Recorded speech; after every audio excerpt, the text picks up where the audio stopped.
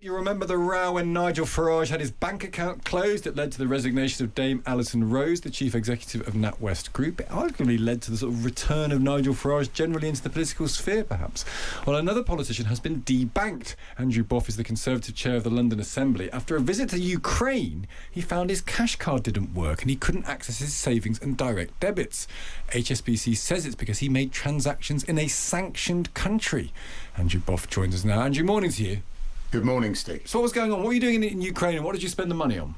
First of all, I was in there at an international conference to support Ukraine, and it was a pretty busy schedule, may I say, but I did have about 3 hours to myself. So I nipped out and I thought I'd support the local economy, went to a couple of coffee shops, spent the grand total of 36 quid. In those 2 or 3 hours that I was away from the conference, and when I came back home within a week or so, all of a sudden I couldn't use my bank account, and despite repeated calls to the bank, they wouldn't even tell me why, and it took over a month for them to send me a letter to say that they had debanked me. And they called, is this right? They called Ukraine a sanctioned country, which is yeah, it makes you wonder which side HSBC is on and who they're sanctioning, really, because all my expenditure was in Kyiv, and as far as I know, they're not sanctioned. The real frustration of this, Stig, is that they won't tell me anything apart from the formal letter saying they don't want my business anymore after, may I say, 30 years with that bank. And they mention Ukraine though. They say it's connected to the fact that you spent your card in Ukraine. Well, they don't even go into that detail. The only line they give is that there was a transaction in a sanctioned country, and when I pleaded with them to say which sanctioned country are you talking about, nothing. Stumm. Are you worried that HSBC is taking a political view on Ukraine somewhere along the line here? Well, it does make you wonder. I mean, there's a whole range of reasons of this, some of which are incompetence and some of which you can get quite paranoid about. But it just seems to me that they're not paying much attention. I approve of sanctions against places like Russia. I don't think any sensible person wouldn't approve of those sanctions. But in applying that, you've also got to realise that they've got customers as well. And it is really annoying that this stops people from going to Ukraine. And I would recommend everyone to try and visit Ukraine. It is the most beautiful country. Just don't go with an HSBC account. And have you really lost your bank account? Oh yeah, it's gone. And I mean, the only facility I now have is to transfer money elsewhere. So I've set up another bank account. I mean, for a week or so, I was borrowing money off people in order to just pay for basic. And you can't appeal this, and you can't. I mean, I presume you'd want to move your business after this anyway. But I mean, well, yeah, I can't say I can recommend them, and that's a shame, really, because as I say, after 30 years with First Direct, I was always very happy with them, but not anymore. But you weren't able to appeal and say, I went to Ukraine, I spent money in a coffee shop. What are you talking about? No appeal, no ability to talk to anyone. And the only thing I will be doing is I will be going to the Financial Ombudsman and writing to the regulator, because this is ridiculous. This discourages people from investing in a country that really needs our support at the moment, and I cannot overemphasize how much it is appreciated by ordinary Ukrainian people when people from the rest of democratic Europe turn up. I think this is such a good point that you're making, and will you let us know what the Financial Ombudsman says? I mean, we approached HSBC from the Times for a comment. We didn't hear back from them. I mean, at some point they need to testify to what they're doing. I mean, I suppose it's theoretically possible your card was cloned when you're out there and someone used it somewhere else. And yes, all these things are possible. And like many people, occasionally you get those texts saying, "Did you spend this money? Did you?" You know, and I appreciate that from the banks. I appreciate them being cautious about your expenditure, but to do this without any information whatsoever. Apart from that last letter, nothing. Well, listen, you're not going to let this go, and you've taken your business elsewhere, which is the right thing to do. But we'll keep an eye on this as well, Andrew, because this can't be right, can it? Thank you. Well, it's definitely not right. Thank you. That's Andrew Boff there, with an extraordinary tale to tell. He is the Conservative chair of the London Assembly. Well, to not even be told by your bank why you can't access your savings, your money, to have to use money that someone else was giving you to... imagine all your bills, your mortgages, all your payments. I mean, that's totally unacceptable, isn't it? And obviously talking about Ukraine being a sanctioned country. Some people think it might just be incompetent. The over finickiness of financial regulation, someone's cocked it up somewhere, is obviously possible, but it's no great reassurance to him, is it? Well, no. And also, if somebody has made a mistake, you would think repeated calls and questions about why would solve that mistake fairly quickly. No. But, clearly that hasn't been the case here. Ukraine is one step closer to joining the European Union as ministers in Brussels today approved another portion of negotiations. It comes as the EU President, Ursula von der Leyen, has been visiting Kyiv to announce a combined support package for the country. I've been speaking to Rudik, Ukrainian MP, leader of the opposition Holos party, and I began by asking her to explain the significance of what has been agreed today.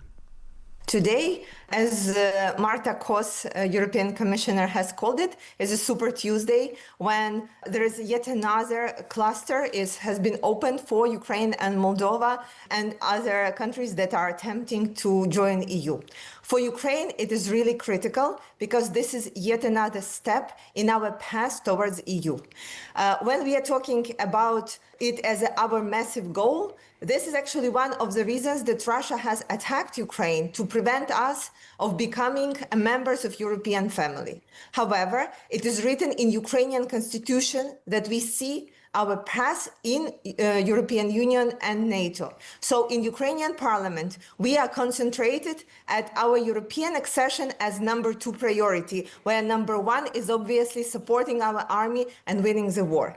So today's step has not happened just out of the blue. It is result of a tireless work of thousands of people, and especially Ukrainian parliament that has been voting for reforms necessary for these clusters to be open since the beginning of full-scale invasion and a long time before that. Of course, there's still a very long way to go on this, and there are all these requirements before you can join the European Union, specifically on tackling things like corruption, going further on that.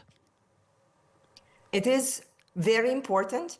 And I think in this matter of fighting corruption, it's not that it's European Union that needs it. I think it is important that Ukrainian people need it. We all want to live in the country that is able to fight corruption effectively and take it down to the minimal possible level. And this is why we and our party is so supportive of these reforms, because we understand that this is not just blank requirement. This is a change that our country needs to go through to have a chance at a better life. What would be the earliest possible date that Ukraine could join the European Union if this whole process goes through smoothly? Oh, it's very hard to give any timelines, and we are trying not to disappoint people because, this is one of the good things that is happening for Ukrainian people. But we have heard dates like 2030 being mentioned, and we are obviously putting the timelines in our heads as much earlier because we need to be able to achieve and complete all the requirements from our side to give a space for the political discussions. Because after we go through all these reforms processes, then all the member countries of the European Union need to go and vote that Ukraine can get in. How much is this process in itself a gesture of defiance to President Putin? Because, of course, he has always said that it is because Ukraine was leaning closer towards the European Union, moving away from the Russian sphere of influence, that prompted him to launch that full-scale invasion. He used it as one of the prerequisites of starting full-scale invasion and attacking Ukraine in 2014. But the truth is, it's much deeper, because Russia has always tried to persuade us that Ukraine as a nation does not exist, and Ukrainians are just a little bit different Russians. And it is important for us that we are making our own decisions, that we are Europeans at heart, and that Europe is accepting us as an independent nation, is giving us a chance of this sovereignty and independence. This is so critical for people who are fighting for their freedom.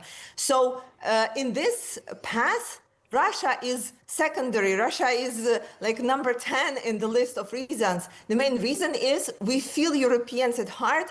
We want to join our European family. And it's such a pity that it did not happen earlier in our history.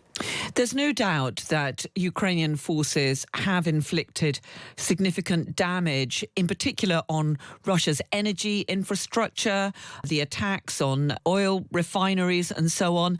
And, of course, there is the bombardment of Crimea. Do you sense that perhaps for the first time since the early days of the war, President Putin is now on the back foot? It is true, and we can acknowledge this not only by the results at the front line and of Ukraine's attacks, but actually of the amount of pro-Russian or Russian opinion makers that appear right now in Western media trying to say and persuade the West that Russia cannot fail, or, for example, that Russia's sovereignty is the crucial thing that needs to be left to them. This reminds me of, you remember, Carole, at the beginning of the full-scale invasion, how many world leaders were saying Putin should not be humiliated, Russia cannot be humiliated, and other things. That was a sign of Russia's weakness and their attempts to scare Western partners of supporting Ukraine. Right now, we know that we are on the right path, and the NATO summit and its results actually has shown that it has our results have really good influence on our partners and their decision-making process.